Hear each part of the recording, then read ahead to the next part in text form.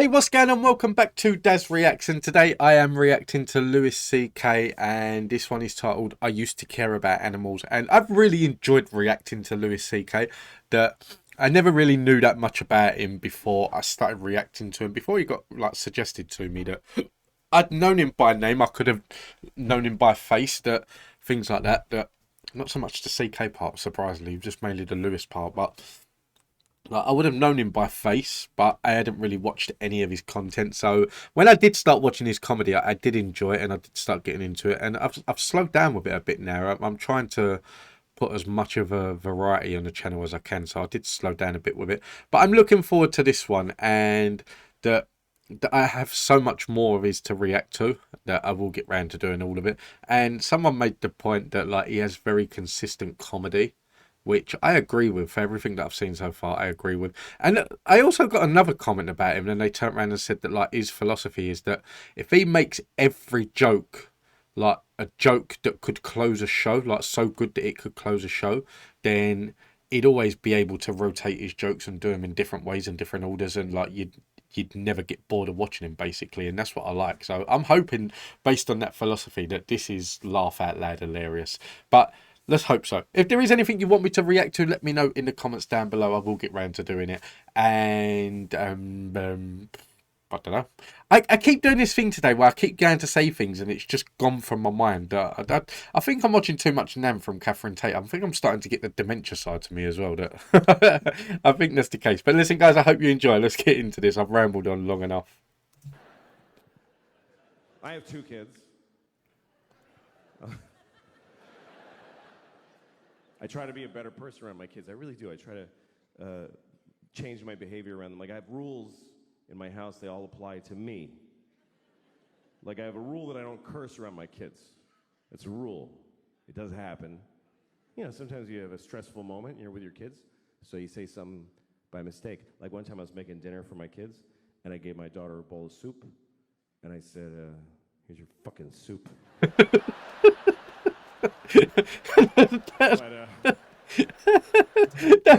That's just not. That's just not like rap.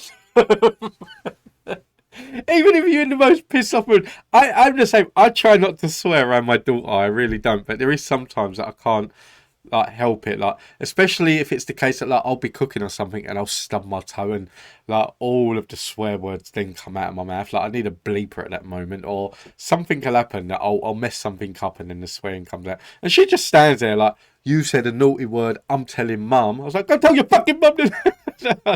Yeah, I'll get to that point, but I generally try not to swear around my daughter. But yeah, I wouldn't turn around and say, there's your effing soup.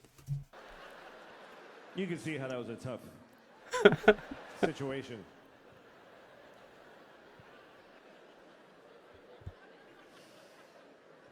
You're supposed to teach your kids right from wrong. I don't know, it's confusing, you know? Some people raise their kids religiously, and that kind of covers it. They kind of go, all this, do that. I'm not raising my kids religiously because I don't feel like it. Just get up on a Sunday. Fuck that. Fuck that. Let your souls rot, kids. I don't care. I'm not getting. Daddy, who?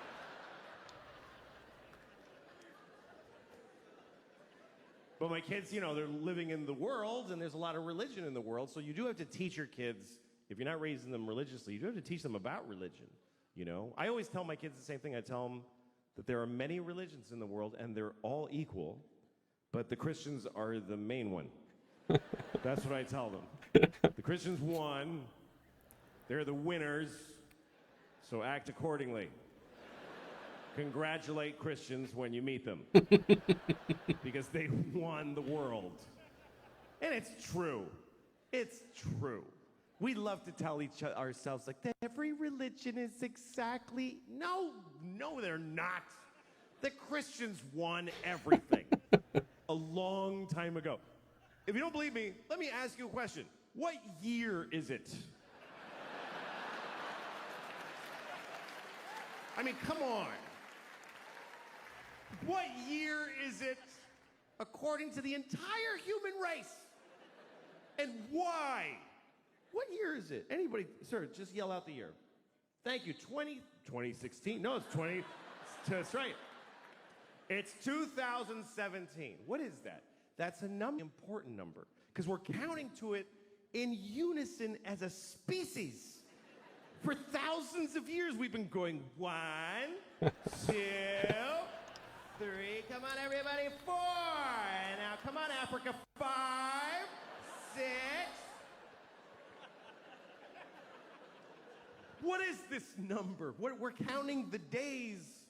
Since what? Since there was ever people, or since the sun did a something? Not at all. It's been 2017 years since what? Anybody, yell it out.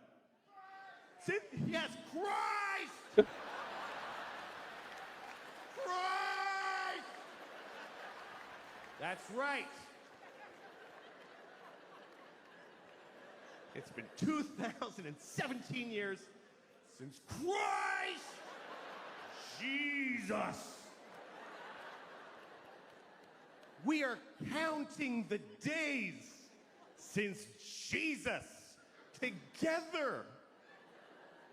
Which makes sense if you're Christian, but what the fuck are the rest of us doing? It's true. Jesus was here. Everybody, scientists, historians, Jesus. Jesus. Jesus plus 2. Jesus plus 3. Jesus plus 4. Jesus plus 2017 years, 4 months, and 3 days is when your license expires.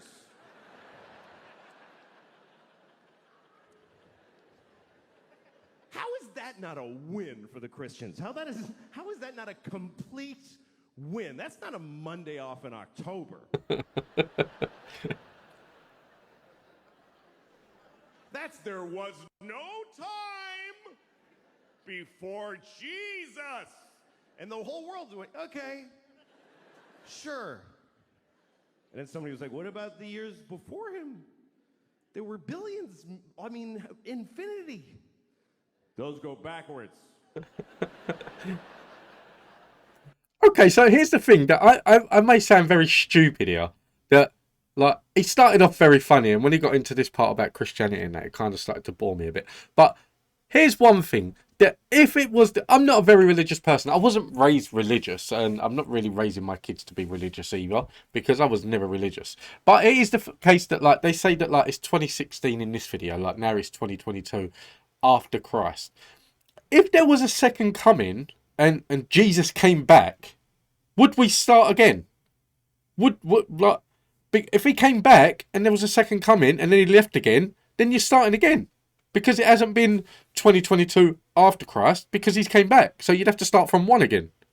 And that may sound, it may make me sound stupid, I know, but that I went into my own little I went into my own little mind and starting to think about that. But like I say, I'm not religious anyway, so it'll just carry on. You want us to measure most of history backwards? To accommodate one religion? Uh-huh. All right, we'll do it. It's fine. We'll do it. Watch New Year's Eve around the world. They always show you like how every country celebrates. It's kind of cool. There's one little island. It's the first place that's actually the place that it's the year. It's a little island in the Pacific. I forget what it's called, but the people, they do a little ceremony for New Year's Eve every year, and they just wear grass, because they don't even have sticks yet. They're in the grass age. They have no clocks, but they do a dance. 2017. And it goes around the world. Oh, it's 2017.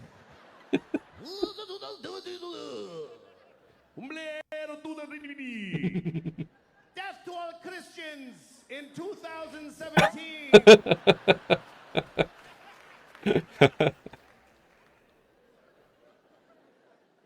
The Jews are quietly keeping track. It's really 5,766, but that's for us. We're just, that's okay.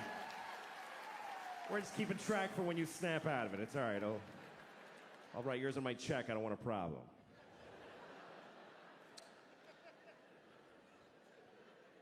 What about Chinese New Year? Yeah, what about Chinese? All right.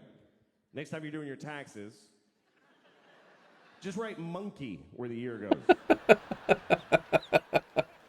Just put monkey. See what happens to your funds. No, it's 2017, year of our Lord. Jesus-y a clock on the nose.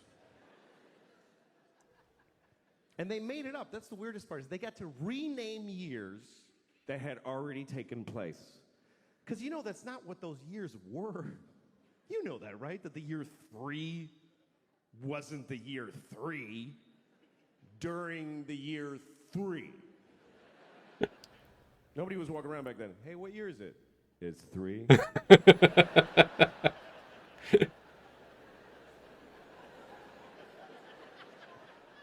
Yeah, but I'm 28.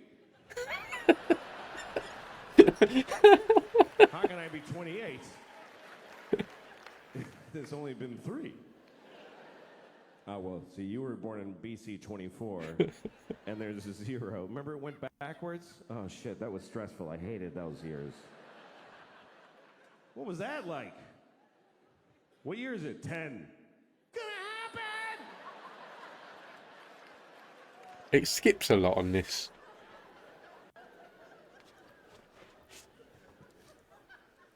So I don't know what to tell my kids. My kids are, they wanted a dog, so I got them a dog. I got them a dog this year, which was a mistake. I shouldn't have gotten the dog. Because we rescued a dog. We got we adopt. Yes, you must, yes, always rescue.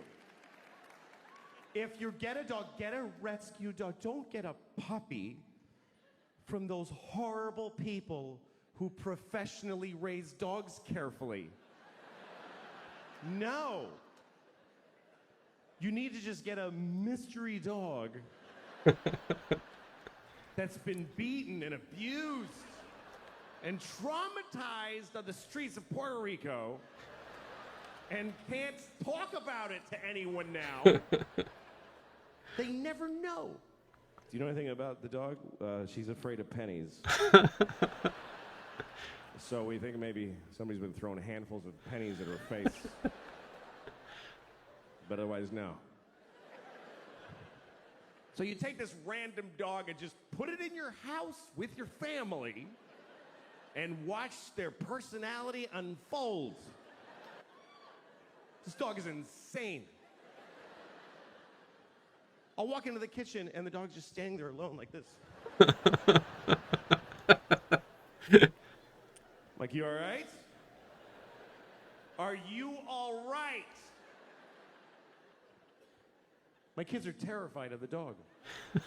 My daughter goes to pet the dog. The dog goes like this. She's like, should I pet her? I don't think you should ever pet our dog. Just leave her be. So I took her to the vet. I took the dog to the vet to ask her what to do. And the vet said, listen, I think there's something you should seriously consider. I was like, please be saying to kill this dog. Please be a doctor that says the dog dies now. She said,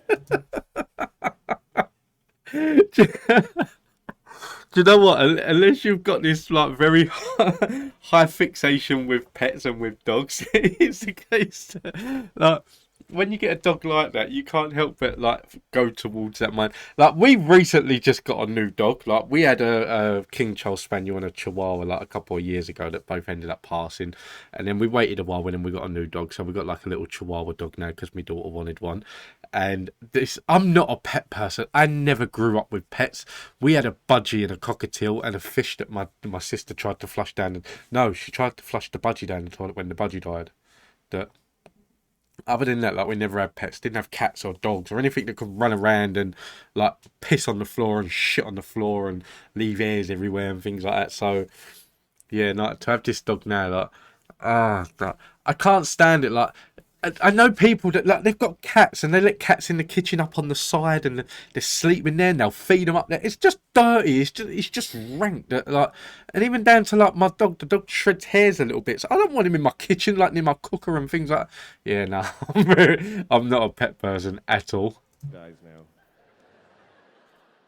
But she didn't. She said, She said, I think you should consider Prozac for the dog. I was like, really? She said, yeah, it works. Calms the dog right down. But it's a big decision, and you should think about it. I said, put 4 in her asshole right now. What do I have to think about? I don't give a shit what she's experiencing. Fucking fix it. Give her heroin. Shut her up.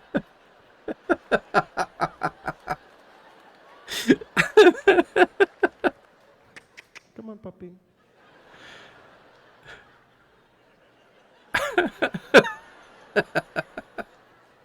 Wow, your dog is really chill. Yeah. It only costs $400 a day to keep her like that.